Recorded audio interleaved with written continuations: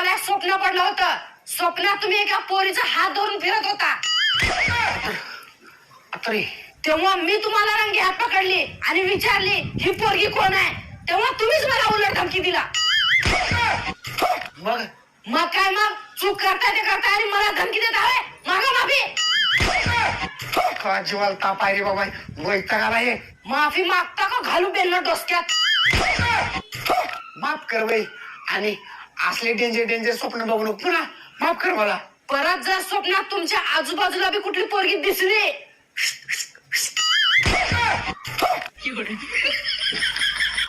स्वप्नात येणाऱ्या बायांनो, स्वप्नात नवा माझ्या आजूबाजूला सुद्धा कुठं दिसू नका.